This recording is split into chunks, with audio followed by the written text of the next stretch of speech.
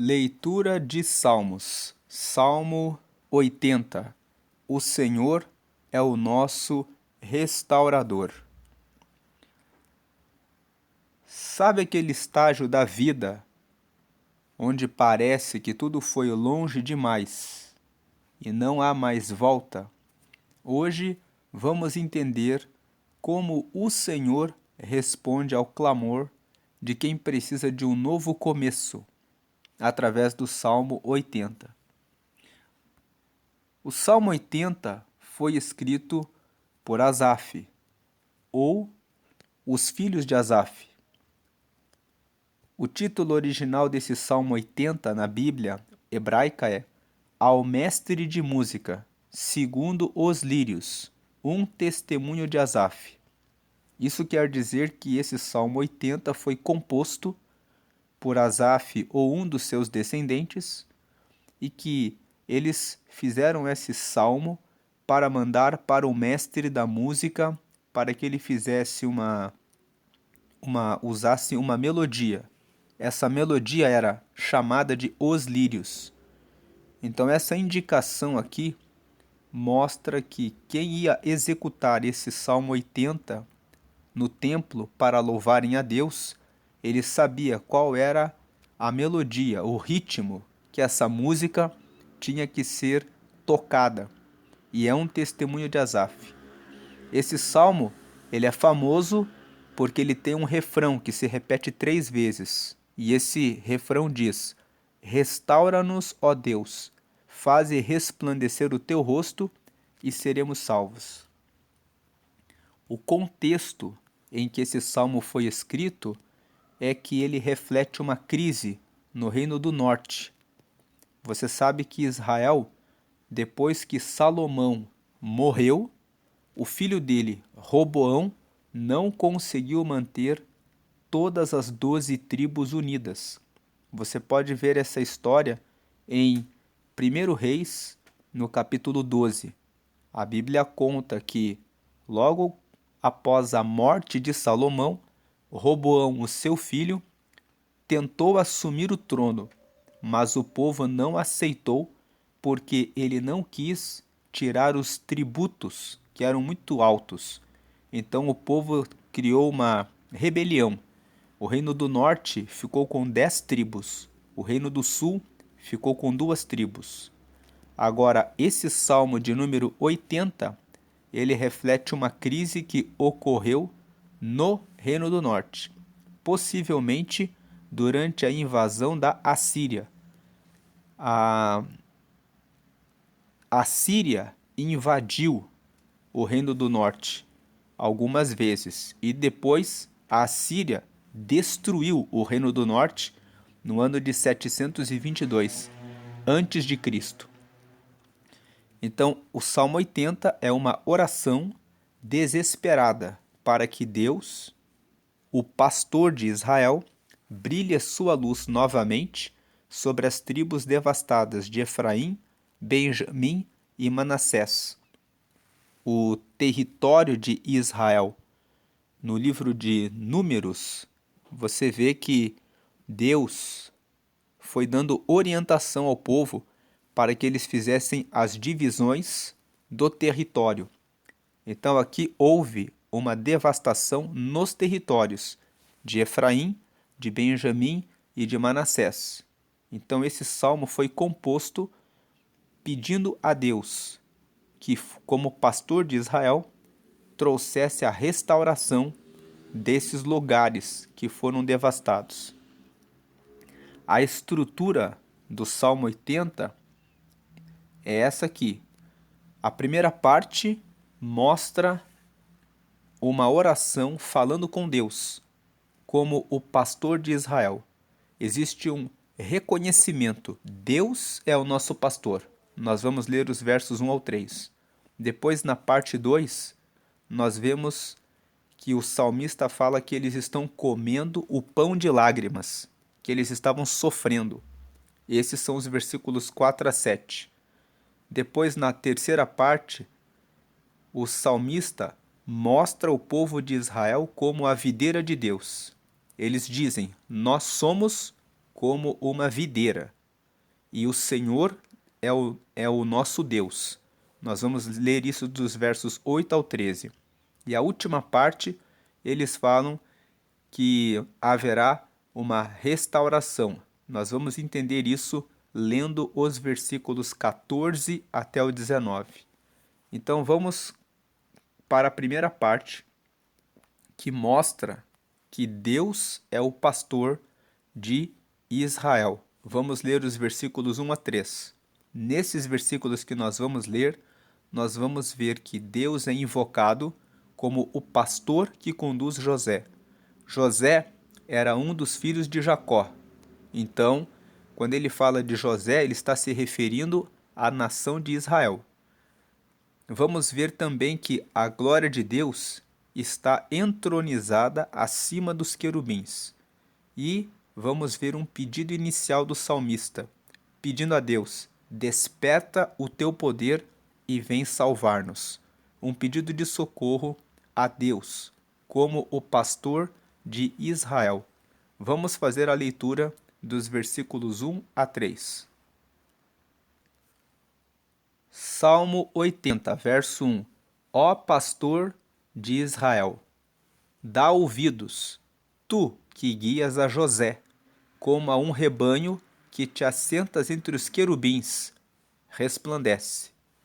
2. Perante Efraim, Benjamim e Manassés, desperta o teu poder e vem salvar-nos.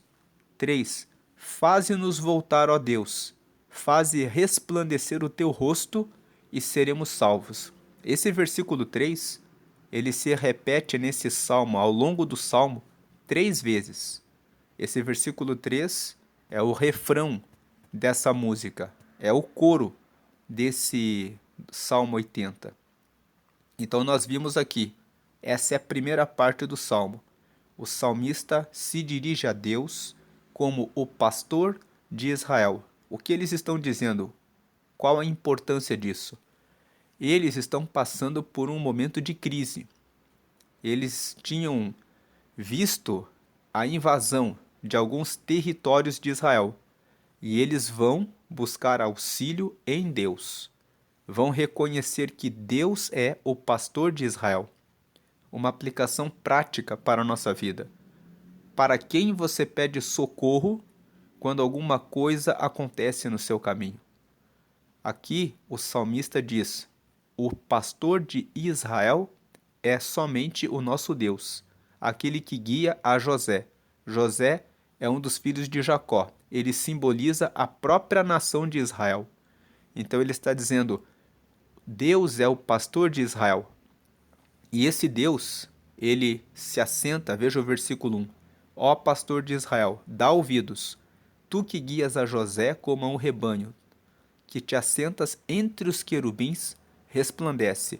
Ele está dizendo, Deus está altíssimo, ele está entre os anjos, e ele pede, resplandece, ou seja, mostra a tua luz, mostra o caminho, mostra a direção para nós. Agora vem a parte 2 do Salmo, que fala sobre pão de lágrimas. Nós vamos ler os versos 4 ao 7. Nesses versículos que nós vamos ler, nós vamos perceber que a angústia de sentir que a oração é ignorada. Eles sentem uma angústia. Parece que a oração não tem resposta.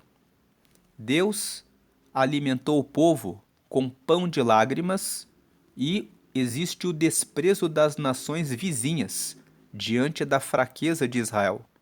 Vamos fazer a leitura dos versos 4 ao 7. Verso 4. Ó Senhor, Deus dos exércitos, até quando te indignarás contra a oração do teu povo? Então nós vemos, ele está fazendo uma pergunta a Deus. Até quando o Senhor vai ficar indignado contra a oração? Não vai responder. Verso 5. Tu os sustentas com pão de lágrimas, e lhes dás a beber lágrimas em abundância. Então aqui, no verso 5, o salmista fala, o Senhor está sustentando o nosso povo com pão de lágrimas e está dando a beber lágrimas em abundância. Verso 6. Tu nos pões por objeto de contenção entre os nossos vizinhos, e os nossos inimigos zombam de nós entre si. O salmista está dizendo: o Senhor nos coloca como barreira entre os povos e eles ficam nos atacando, nos atingindo, nós ficamos ali no meio e todas as nações vizinhas estão zombando da nossa situação. Verso 7. Faze-nos voltar, ó Deus dos exércitos, faze resplandecer o teu rosto e seremos salvos. Aqui nós vemos a segunda vez esse coro. Nós vimos esse coro no verso 3, primeiramente. Faze-nos voltar, ó Deus, faze resplandecer o teu rosto e seremos salvos. Agora nós lemos no versículo 7. Faze-nos voltar, ó Deus dos exércitos, faze resplandecer o teu rosto e seremos salvos. Então esse refrão se repete, pedindo para Deus: faz com que nós voltemos. Em outras palavras, nos traz para a restauração, restaura a nossa vida, restaura o nosso povo, ó Deus. Faze resplandecer o teu rosto, ou seja, brilha com o teu rosto, com a tua luz, e nós seremos salvos. Agora vamos para a parte 3 do Salmo. Nessa parte 3, o salmista compara o povo de Israel como uma videira. Nós vamos ler dos versos 8 até o verso 13. Nesses versos, nós vamos ver que existe a metáfora da videira que foi trazida do Egito. O salmista vai dizer assim: o Senhor nos trouxe como uma videira que veio do Egito e foi plantada nesta terra. É uma lembrança de que o povo de Israel era escravo na terra do Egito. Deus levantou Moisés, fez que o povo cruzasse o deserto por 40 anos e depois Deus plantou a nação de Israel naquela terra de Canaã. Então ele faz uma comparação do povo de Israel como se fosse uma videira.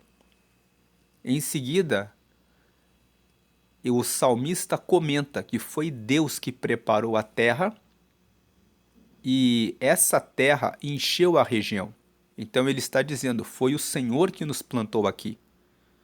E o salmista também vai mostrar a desolação presente, que os muros estão derrubados e a vinha está devastada. Então o salmista vai dizer assim: nós somos como uma videira que veio do Egito, foi o Senhor que preparou essa terra, plantou a videira aqui, mas agora os muros e toda a vinha está devastada, está destruída. Vamos fazer a leitura dos versos 8 ao 13. Verso 8. Trouxeste uma vinha do Egito, lançaste fora as nações e a plantaste. Então ele está falando aqui da nação de Israel. 9. Preparaste-lhe lugar e fizeste com que ela aprofundasse raízes e assim encheu a terra. 10. Os montes cobriram-se com a sua sombra, e como cedros de Deus se tornaram seus ramos. Então ele está dizendo que o povo de Israel cresceu tanto que tomou conta de toda aquela terra e foram cobertos com a sombra do Senhor, ou seja, foi Deus que deu a proteção para que o povo crescesse. E como cedros de Deus, os cedros são as árvores que têm o tronco mais alto. Então ele está dizendo como os cedros de Deus se tornaram seus ramos. Ele está dizendo: o povo de Israel cresceu sobremaneira. 11. Ela estendeu a sua ramagem até o mar e os seus ramos até o rio. Então ele está dizendo também que o povo de Israel cresceu tanto que chegou até o mar, até o rio. 12. Por que quebraste então os seus valados, de modo que todos os que passam por ela a vindimam?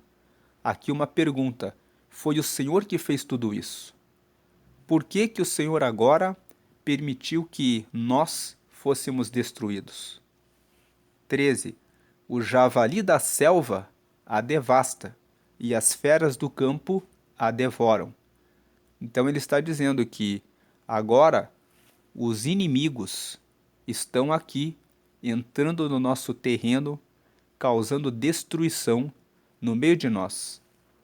É uma parte em que eles falam que foi Deus que plantou eles, mas agora Deus está permitindo que eles sejam desolados e destruídos. Agora vem a última parte do Salmo, em que eles fazem um clamor pedindo a Deus pela restauração. Nós vamos ler os versículos 14 até o versículo 19. Nesse trecho que vamos ler, vamos ver que existe um clamor para que Deus olhe do céu e cuide da videira, que existe uma referência ao Filho do Homem que Deus fortaleceu e que existe a promessa de não se desviarem mais se houver restauração. Vamos ler os versículos 14 até o 19. Verso 14.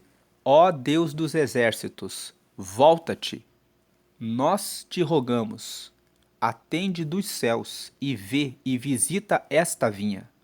15. E a videira que a tua destra plantou, e o sarmento que fortificaste para ti. 16. Está queimada pelo fogo, está cortada, pereceu pela repreensão da tua face. 17. Seja a tua mão sobre o varão da tua destra, sobre o filho do homem que fortificaste para ti. 18. Deste modo não nos iremos de após ti, guarda-nos em vida e invocaremos o teu nome. 19. Faze-nos voltar, Senhor, Deus dos exércitos, faze resplandecer o teu rosto e seremos salvos. Você vê que aqui é a terceira vez que ele canta o refrão. Faze-nos voltar, Senhor, Deus dos exércitos, faze resplandecer o teu rosto e seremos salvos. Aqui no verso 17, quando ele diz assim: seja a tua mão sobre o varão da tua destra, ele está dizendo, o Senhor vai levantar um homem, um varão, na sua mão direita. Esse vai ser o filho do homem, que o Senhor vai fortificar para ti. Aqui nós vemos uma espera por um Salvador, por alguém que o próprio Deus levantará com força, que eles chamam de o Filho do Homem. Era uma das formas como Jesus se referia a si mesmo. Ele dizia, o Filho do Homem veio para anunciar o reino de Deus. Então Jesus, quando dizia isso, ele estava dizendo que ele veio encarnado. Ele veio da parte de Deus. Esse Salmo 80 faz uma menção, uma referência de que eles aguardam que Deus levantasse um homem, alguém na terra, alguém que fosse escolhido por Deus, que Deus fortificasse para dar força, para que ele pudesse vencer essa luta contra os assírios e pudesse devolver o território de Israel para eles. Agora vamos destacar algumas aplicações práticas desse Salmo 80. A primeira lição prática: busque a face de Deus. A verdadeira restauração não é financeira ou física, mas o brilho do rosto de Deus sobre nós. Nós vimos que esse salmo repete por 3 vezes: faze-nos voltar, ó Deus dos exércitos, faze resplandecer o teu rosto sobre nós, e seremos salvos. Então, Esse refrão que nós vimos ali no Salmo, que se repete 3 vezes, no verso 3, depois no verso 7, depois no verso 19, ele está buscando a face de Deus, está pedindo a Deus: faze-nos voltar, ó Deus dos exércitos, e faze resplandecer o teu rosto sobre nós. Então, aplicação prática número 1 aqui: busque a face de Deus.